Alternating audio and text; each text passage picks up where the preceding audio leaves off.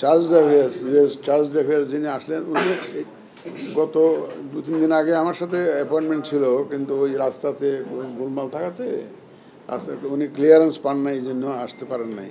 আজকে সেই মিটিংটাই হলো। উনি বেসিক্যালি যা কথাবার্তা যেটা হয়েছে, উনি জাস্ট একটু অবস্থাটা বুঝতে এসছেন যে আমাদের প্রস্তুতিটা কীরকম আসে। আমরা তো ফেব্রুয়ারিতে ইলেকশনের কথা বলছি, তা আমাদের প্রস্তুতিটা কীরকম আছে সেটা আমি ওনাকে জানিয়েছি। দেখেন,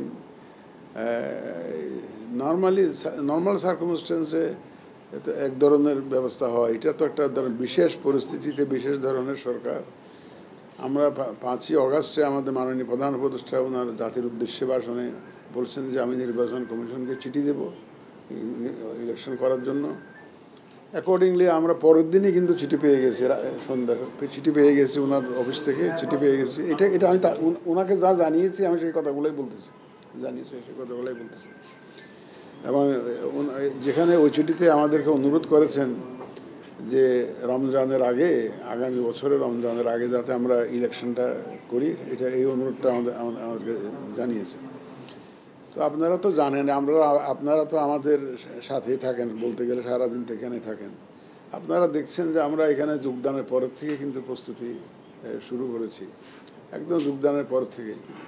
তো সে কথাও বললাম যে এখানে আমাদের প্রস্তুতি তো আমরা শুধু এখন একটু জোরদার করেছি, যে বিশেষ করে চিঠিটা পাওয়ার পর থেকে জোরদার করেছি, এটা ঠিক। কিন্তু আমরা বড় বড় কাজগুলো কিন্তু আগে হাত দিয়ে দিয়েছি মোটামুটি, যাতে কোনো অসুবিধা না হয়।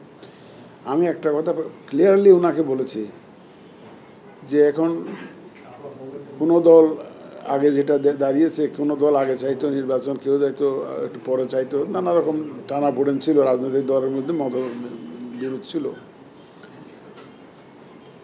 তো সেই জন্য হয়তো নির্বাচনের সময়টা ঠিক করতে একটু সময় লেগেছে।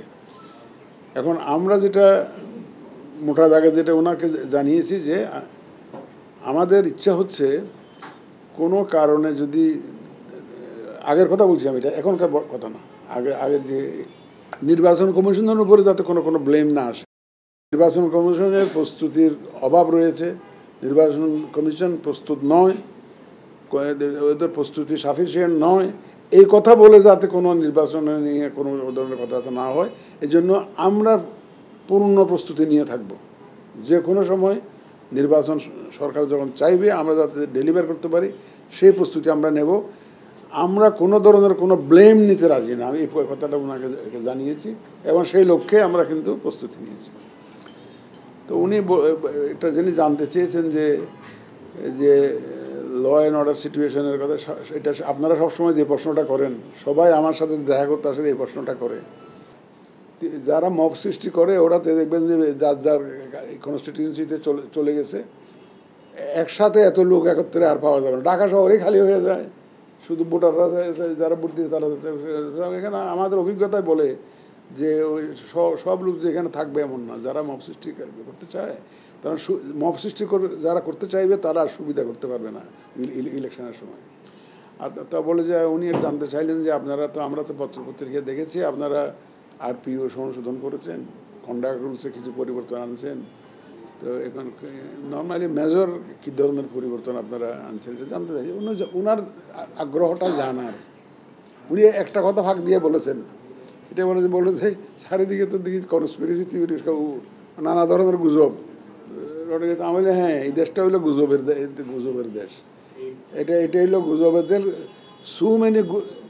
গুজব ম্যানুফ্যাকচার করার জন্য অনেক ইন্ডাস্ট্রি গ্রো করেছে এখানে, বিশেষ করে ইলেকশনকে কেন্দ্র করে।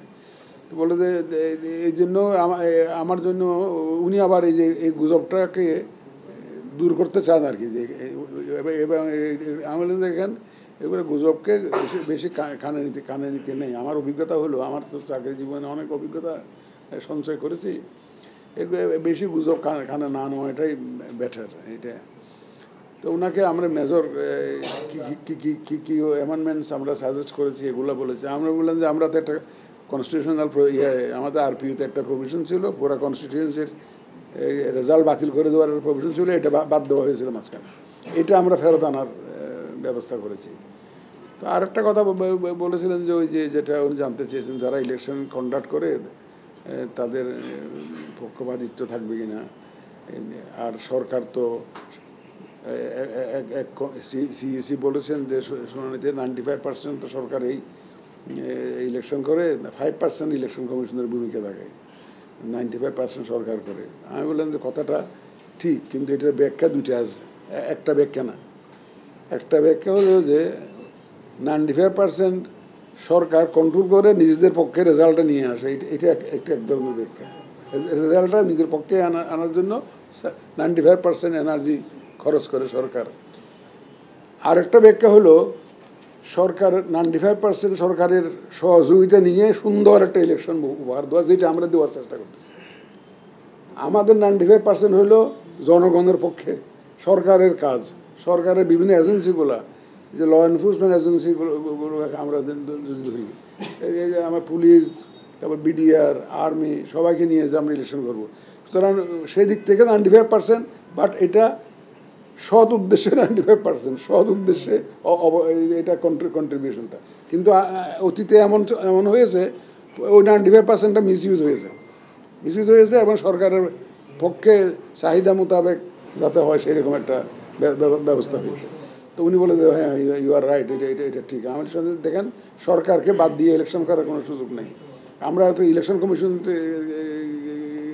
একা তো ইলেকশন করতে পারবো না। আমার পুলিশ লাগবে, আর্মি লাগবে, বিজিবি লাগবে, টাকা পয়সা লাগবে, আমার রিটার্নিং অফিসার লাগবে, প্রিসাইডিং অফিসার লাগবে, পুলিং অফিসার লাগবে, তো সব তো সরকারের লোকই। সুতরাং সরকারকেও একদম ইগনোর করে তো ইলেকশন করা তো সম্ভব না, আমাদের পক্ষে সম্ভব না। ওনাদের সহযোগিতা নিয়েই আমরা করবো। সরকার সহযোগিতা করতে প্রস্তুত, সব ধরনের সহযোগিতা করতে প্রস্তুত। আপনারা দেখতেছেন যে মাননীয় প্রধান উপদেষ্টা অলরেডি সব গভর্নমেন্ট এজেন্সিকে বলে দিয়েছেন যে তোমরা ডিসেম্বরের মধ্যে প্রস্তুতি শেষ করো।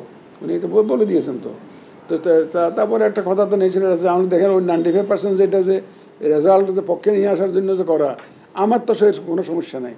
কারণ বর্তমান সরকারের কোনো নিজস্ব, উনি কোনো দলীয় প্রধানও না, ওনার কোনো ব্যক্তিগতভাবে ওনার কোনো দলও নাই, সুতরাং ওনার কোনো আমাকে ইনফ্লুয়েন্স করার প্রয়োজনও এ পর্যন্ত তো আমি দেখিনি। আমাকে তো যদি বলতো যে কোনো সময় বলতো যে এটা করেন ওটা করেন ওটা, আমাকে তো উনি সম্পূর্ণ স্বাধীনভাবে যাতে ইলেকশন কমিশন কাজ করতে পারে এ পর্যন্ত উনি সেই ব্যবস্থায় রেখেছেন।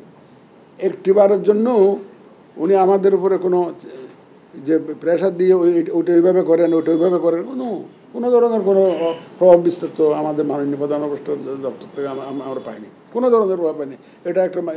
এটা তো বলতেই হয় আমাকে। সুতরাং আমি সেটাও তারা জানাইছি যে we are working fully independently without any influence whatsoever from the government. এটা আমরা সেইভাবেই কাজ করছি।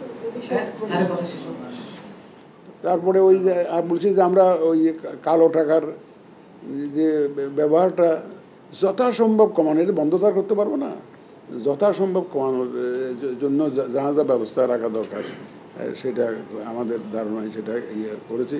আর সংস্কার কমিশনের সাথে আমাদের যে সুপারিশ টুপারিশ এগুলো নিয়ে একটু আমাদের অবস্থানগুলো জানতে চেয়েছেন।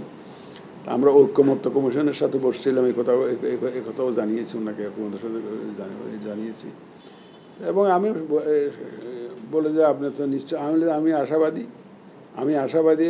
I never lose hope and I am a great fighter and I will fight to the last. সর্বশক্তি দিয়ে আপনাদের সবাইকে নিয়ে, both ladies and gentleman all, সবাইকে নিয়ে, দেশের জনগণকে সাথে নিয়ে ইনশাল্লাহ আমরা উইল ফাইট আউট। এই যে এবং এই যে যখন হয় যে আমরা সর্বশক্তি দিয়ে একটা সুন্দর যাতে ইলেকশন হয় সেই চেষ্টা আমাদের থাকবে, এখানে কোনো আমাদের চেষ্টার কোনো ঘাটতি থাকবে না। আর আরেকটা জিনিস ওনাকে বলেছি, দেখেন আমরা নতুন কতগুলো জিনিস এবার আমাদেরকে করতে হচ্ছে। যেমন এই যে প্রবাসী ভোটটা, যেটা আগে বিধান থাকলেও ব্যালট, এই যে পোস্টাল ব্যালটটা থাকলেও কেউ এক্সিকিউশনে যায় নাই, এবার আমরা তো মাসিভ স্কেলে প্রবাসী ভোটের জন্য আমরা ব্যবস্থা করতেছি। যে আমি নিজেও যাবো, কানাডা যাবো, যাই তাদের সাথে কথা বলবো, রেজিস্ট্রেশন ভোটার রেজিস্ট্রেশন কার্ড দেবো, তারপর তাদের সাথে প্রসিডিউরটা এক্সপ্লেন করবো, তাদের কোনো সুবিধা অসুবিধা জানতে চাইবো, তাদের এতে আমাদের অন্যান্য কমিশনাররাও যাবেন, আমাদের অলরেডি অনেক অফিসার অলরেডি টেকনিক্যাল টিম কাজ করতেছে। তো প্রবাসী ভোটারটা বলেছি। আর দ্বিতীয় যেটা বলেছি, আমাদের যারা ভোটের দিনের যারা দায়িত্বে থাকে তারা কোনো দিন ভোট দিতে পারে না, কোনো দিন ভোট দিতে পারে না, যে ইভেন দি রিটার্নিং অফিসার হিমসেলফ ভোট দিতে পারে না। তো বলে আপনারা সেটা করবেন, আমি হ্যাঁ আমরা করবো, সেটা বলতে না, এটা ভালো উদ্যোগ নিয়েছেন। এই দুইটা জিনিস দেখেন, মানে এই সমস্যার মধ্যে মানে এই দুইটা নতুন একদম সম্পূর্ণ নতুন ইনিশিয়েটিভ আমাদেরকে নিতে হচ্ছে। তো বলে যে আপনারা কি পোস্টাল ব্যালট, আমাদের শুধু পোস্টাল ব্যালট বললে একটু ভুল হবে, আইটি সাপোর্টেড পোস্টাল ব্যালট। আপনার ভোটার রেজিস্ট্রেশনটা, যারা পোস্টাল ব্যালট বলছেন রেজিস্ট্রেশনটা আমরা অনলাইন করাবো, ভোটটা আমরা পোস্টাল ব্যালটে দিব, কিন্তু এটাকে আইটি সাপোর্টেড পোস্টাল ব্যালট বলাটাই বোধহয় যুক্তিযুক্ত হবে। আমি সে কথাই জানিয়েছি। আমি বললাম যে না, আমাদের preparation is going on well, এবং যাতে ফেব্রুয়ারির মধ্যে মাননীয় প্রধান উপদেষ্টা যে ওয়াদা দিয়েছেন, যে ওয়াদা উনি একটা সুন্দর নির্বাচন দিতে চান। তো আমি বললাম, আমি এটা একটু বেশি বলা হলো কিনা জানি না, আমি ওনাকে বললাম যে দেখেন আমাদের একমাত্র নোবেল লরিয়েট, একমাত্র নোবেল লরিয়েট, উনি একটা জাতির কাছে ওয়াদা করেছেন, ওনার ওয়াদা করেছেন। তো আমি চাই যে ওনার ডিগনিটি, ওনার ইজ্জত, ওনার যে কমিটমেন্ট, ওনার ওয়াদাটা রক্ষিত হোক, সেটাও আছে। আমার ওয়াদাটাও যাতে রক্ষিত হয়, আমিও জাতির কাছে ওয়াদা দিয়েছি। সুতরাং আমার ওয়াদা, ইলেকশন কমিশনের ওয়াদা এবং ওনার ওয়াদা যাতে রক্ষিত হয়, সে লক্ষ্যে আমরা কাজ করে যাচ্ছি।